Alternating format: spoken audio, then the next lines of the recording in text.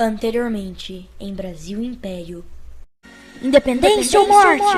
E foi aí que começou o primeiro reinado. O primeiro reinado foi considerado de caráter absolutista, ou seja, um poder absoluto nas mãos do imperador. Com seu exército destruído e sem ter apoio do povo, que já estava cansado de suas regras, Pedrinho resolve abandonar seu trono e voltar a Portugal. Mas depois do primeiro reinado, vem o segundo reinado?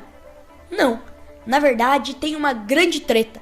Dom Pedro II era menor de idade e não poderia assumir o trono. E além disso, não havia nenhum outro parente próximo de Dom Pedro I que pudesse governar. Mas então, quem irá substituí-lo? Segundo a Constituição, seria uma regência trina. É o quê? Calma. Isso significa que deveriam ser eleitos, numa assembleia, 3 pessoas para governar o país. Mas aí veio outra treta. A assembleia estava em recesso. Então os poucos parlamentares que estavam presentes tiveram que se virar nos 30 para eleger temporariamente esses 3 carinhas. Foi a regência trina provisória. E por causa de todas essas tretas, o período regencial é considerado um dos períodos de maior instabilidade, ou seja, confusão política. Mas e aí, rolou a regência? Sim, a regência trina provisória foi formada por Carneiro de Campos, Campos Vergueiro e Francisco de Lima e Silva.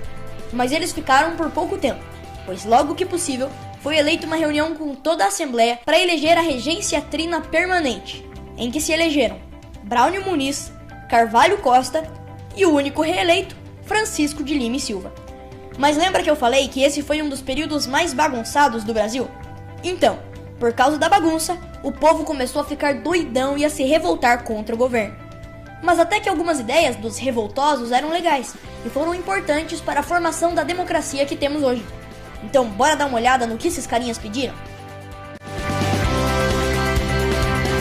A revolta da cabanagem ocorreu na antiga província do Grão-Pará, região em que havia fome, pobreza e desemprego. Dessa forma, índios, mestiços e escravos se revoltaram por melhores condições de vida. Os revoltosos chegaram a assassinar o presidente da província do Grão-Pará e instituir um novo presidente. Mas o governo não gostou nada disso, e logo as tropas oficiais acabaram com a revolta. A revolta da Balaiada ocorreu no Maranhão, na tentativa de acabar com a crise econômica e com a desigualdade no estado. Os revoltosos chegaram a tomar a vila de Caxias, na região, mas como sempre, as forças do governo contiveram essa revolta.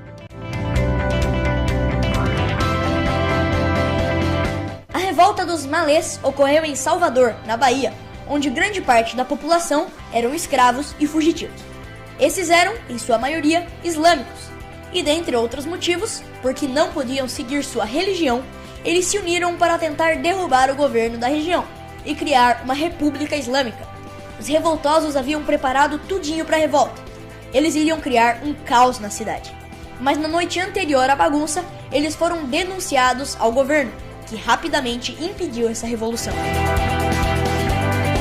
A Revolução Farroupilha ocorreu no Rio Grande do Sul, onde a elite agrária, ou seja, os grandes produtores rurais, se descontentaram com os altos impostos que eram cobrados sobre os seus produtos e pediam a sua diminuição. E esses foram longe, tomaram Porto Alegre e Santa Catarina, proclamando as repúblicas de Piratini e Juliana. Para conter essa revolta, as forças oficiais tiveram que abaixar os impostos. A revolta da Sabinada ocorreu na Bahia. Os revoltosos eram militares e pessoas da classe média.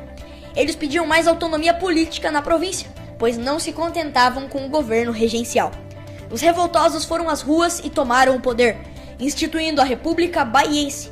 Mas as forças oficiais também acabaram com a revolta, deixando mais de 1000 pessoas mortas.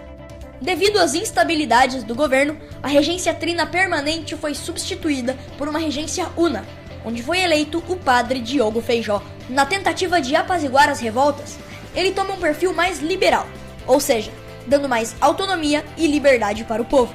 Mas ele não consegue conter todas as revoltas e, devido à pressão, renuncia, o que dá início à regência una de Araújo Lima, que adotou um perfil conservador, com algumas medidas opostas às de Feijó, que era liberal.